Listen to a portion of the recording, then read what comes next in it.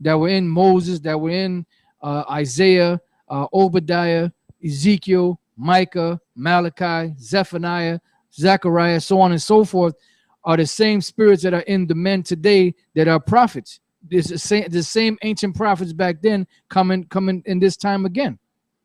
And you have 144,000 that are going to be the ones that's going to be teaching this word and this truth in the correct manner. You got something? Yeah, quick precept. 1 Peter 3:19, by which also he, talking about Yahushua, went and preached unto the spirits in prison, which that's talking about us, man, the elect, the hopeful elect. The prison is these bodies, this flesh, which is nothing but a prison. That's why the Apostle Paul said, I know that that is within my flesh dwelleth no good thing. You know, so this is our prison. Our prison is this flesh. And that's why when Yahushua comes, he's going to do away with this flesh, and he's going to give us that new body, that incorruptible body, that immortal body, which we long for. And we're never going to die. Like Arya used to say, High Priest Arya used to say, we're going to live 1,000 years, and then, no, we're never going to die. Immortal means can't die. You know, that's what the word means. So we're never going to die. That's that scripture. O death, where's thy sting? The Apostle Paul said, O death, where's thy sting? We're going to have victory even over death, you know? Right. Now, I'm going to go into the UFO part. This is an account, and it's in many accounts. There's many documents on this. So this is a well-known, established fact, accepted fact of the different Bible historians and Bible scholars. It says ancient UFOs, right?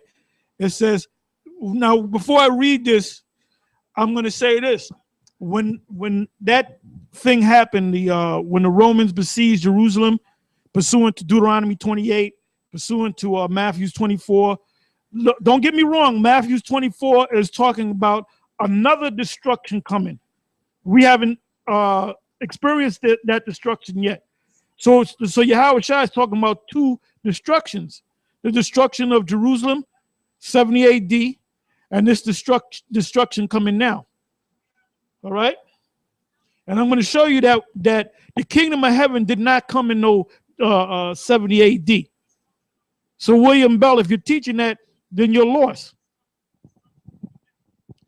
It says ancient UFOs in 70 AD, 70 AD, AD stand for Anno Domini, which is Latin for the year of our Lord. If you don't believe me, look it up, nigga. During the siege of Jerusalem, above the temple, and we're gonna go into the temple as well. They're talking about the new temple is us. We're the new temple. The new Jerusalem that's gonna come down from heaven is us coming down, because we're gonna be beamed up, pursuant to Psalms 91, Revelation 11, and there's many other scriptures. We're gonna be beamed up.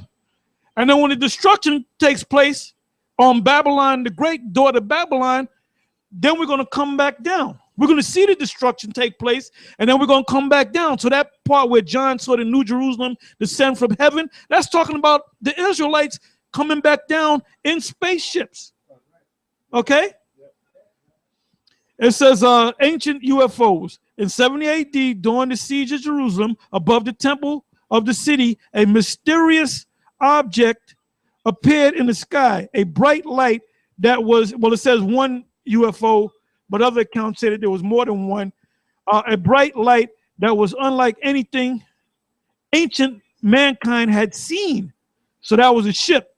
See, that technology, the so-called UFO technology, that goes back to the beginning. Roman historian, and it's in Josephus. It says you can actually go to the Josephus and check it out for yourself. Roman historian Josephus, which was one of our people, wrote about chariots and troops of soldiers. Right, it was more than one. And give me the Apocrypha. You know what I want. And the Maccabees, you know where it's at. I believe it's First Maccabees 9. No, the one with they covered the sky for 40 days, 40 nights. I believe it's First Maccabees 9. Or Second Maccabees 9 or First Maccabees 5. think I got it written down. You can't find it. I mean, I can find it, but it says, all right, it says a bright light. I read that already. There you go. There you go. All right, Roman historian Josephus wrote about chariots and troops of soldiers in their armor, running about among the clouds and surrounding of cities. Now, this happened in 70 AD. In the next days, people from the region reported flying chariots in the skies.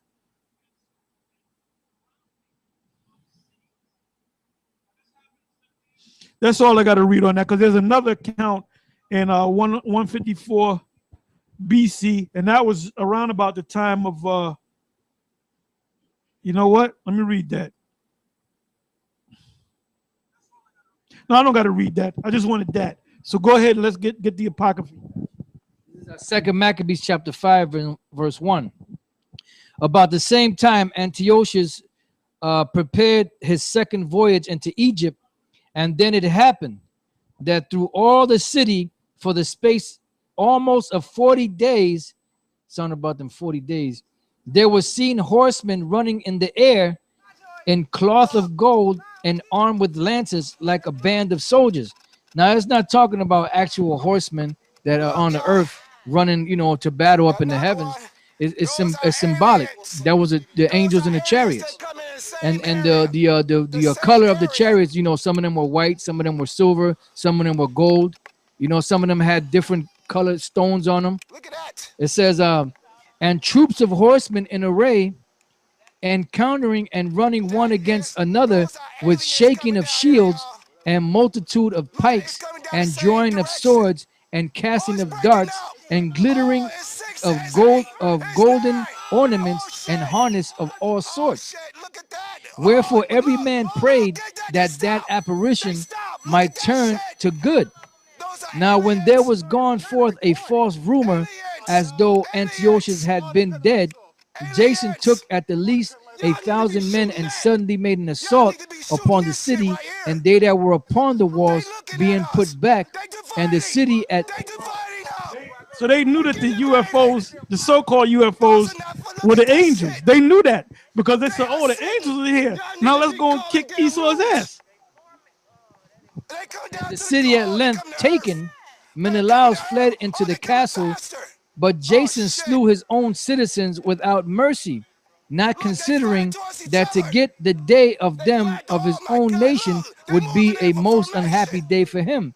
But thinking they getting his own people, yep, low life. But thinking they had been his enemies and not his countrymen whom he conquered. Howbeit for all this he obtained not the principality, but at the last received shame for the reward of his treason, and fled again into the country of the Ammonites.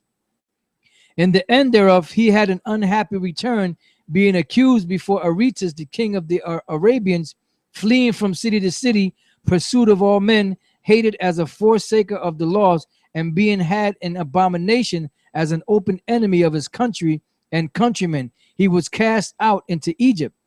Thus he that had driven many out of their country perished in a strange land, retiring to the Lacedaemonians, which were Israelites, and thinking there to find succor by reason of his kindred.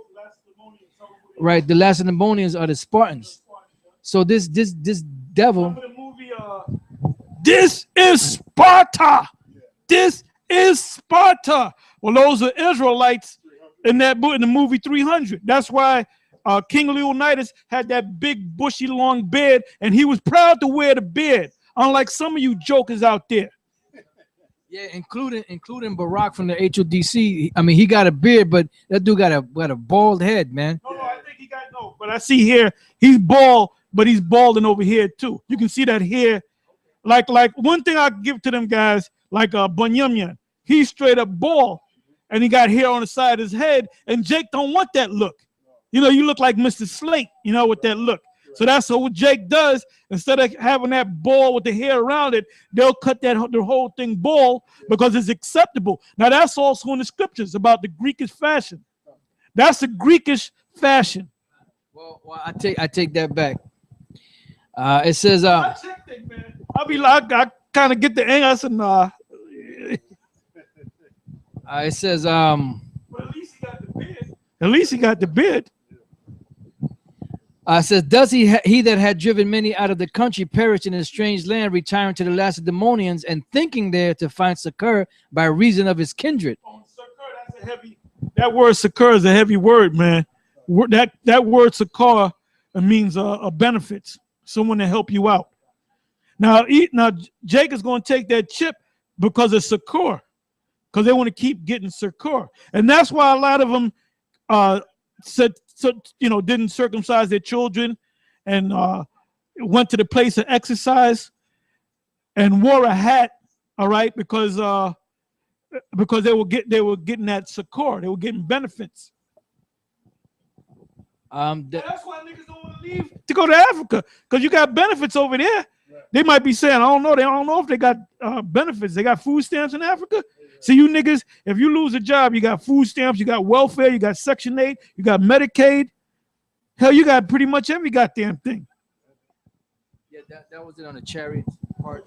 I got a precept for chariot. Oh, okay, go ahead. No, it's just there's a fresco. Now I saw this on the video last night. It's entitled UFOs and UFOs and extraterrestrials in art history.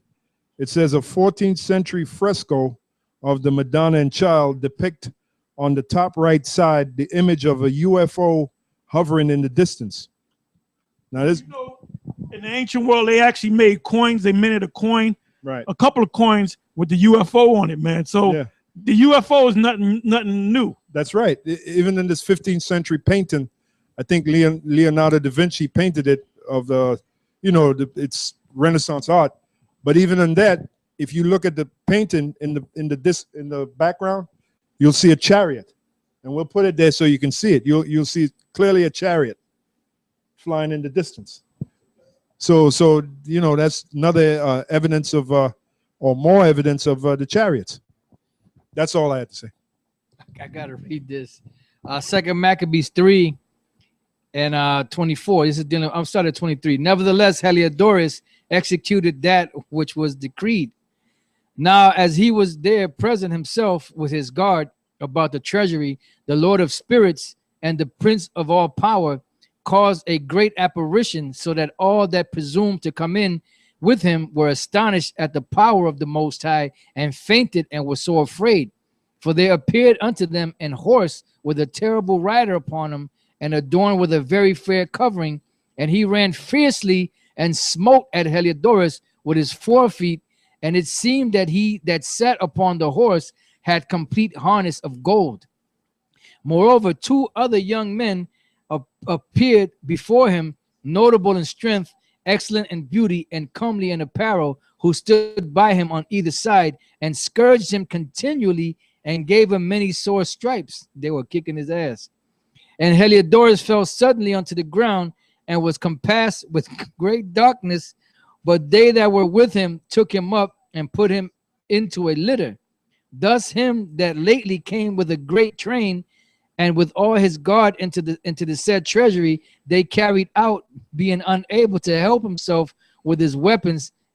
If I get to my weapons, Khan. It says, and manifestly they acknowledge the power of the Most High. For he by the hand of the Most High was cast down and lay speechless with all hope of life. Damn. Because the angels didn't always kill you. They just come. Sometimes the Most High said, just go on there and beat the shit out of him. Go whip him. Give him a natural ass whipping. You know. All right. So I mean that you get the point on that. This is Exodus chapter 40 verse 34. Then a cloud covered the tent of the congregation, and the glory of the Lord filled the tabernacle. That cloud was a chariot, a so-called UFO. And this is after we came out of Egypt. It says, and Moses was not able to enter into the tent of the congregation because the cloud abode thereon, and the glory of the Lord filled the tabernacle. And when the cloud was taken up from over the tabernacle, the children of Israel went onward in all their journey. But if the cloud were not taken up, then they journeyed not until the day that it was taken up. For the cloud of the Lord was upon the tabernacle by day, and fire was on it by night, in the sight of all the house of Israel throughout all their journeys. So pretty much during the day, the chariot appeared as a cloud, and then at night it was the lights would be turned on, and that's why they refer to it as a burning flame. You know, that's how the chariots come. That's why this devil Christopher Columbus called it St. Elmo's fire, because they saw the actual lights from the chariots. There's an account, if you go to the history of UFOs, there's an account, the account of Christopher Columbus is in there. Christopher Columbus and another gentleman, and they would and a UFO kept coming back and forth, and I believe the UFO was leading them to America. All right. Oh, another account of the 70 AD when the UFOs came down, it said that one of the UFOs, it didn't say whether they said it in the Hebrew or in the Latin or whatever, but it said leave hence. So that was Yahweh Shai saying, look, send down the angel and tell them to leave, get out of here, you know. But if I go into I was going into it heavy last night, and I was going to do a thing. I said, man, if I do that, I'll be a, you know, I try to cut things short, man, you know. Hey, this knowledge is coming out, man. This knowledge is coming out, and this is the only place you're going to get it. You're not going to get trips to Israel. You're not going to get trips to Great Adventures or Disney World. You're not going to get T-shirts. You're not going to get rap videos. All right, you're not going to get a song and dance. All right, gimmicks. You're not going to get gimmicks. You know what you're going to get here at the Apostles of Great Millstone and the other elders out there in the other states, the other leaders and the teachers and the captains and the generals. You're going to get the truth, man. All these different videos. And like the other day, there was like 3 or 4 live shows going on at the same time. Yeah, come. You know what I'm saying? Come.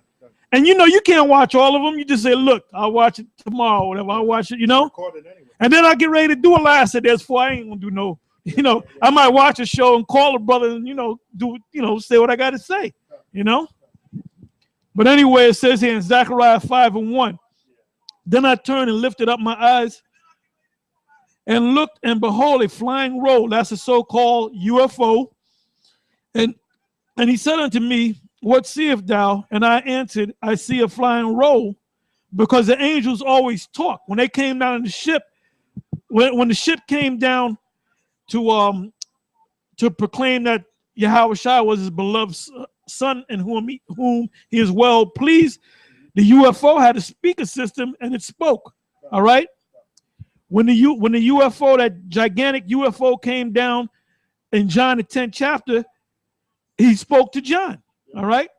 So here it is again. Here's the so-called chariot or the so-called UFO talking. It says 2, Zechariah 5:2. And he said unto me, what seest thou? And that's the ship with the speaker system, for lack of a better term. What do you see? And I answered, I see a flying roll. The length thereof is 20 cubits, and the breadth thereof 10 cubits. 3rd verse. Then said he unto me, the operator in the ship was obviously was an angel. This is a curse that goeth forth over the face of the whole earth.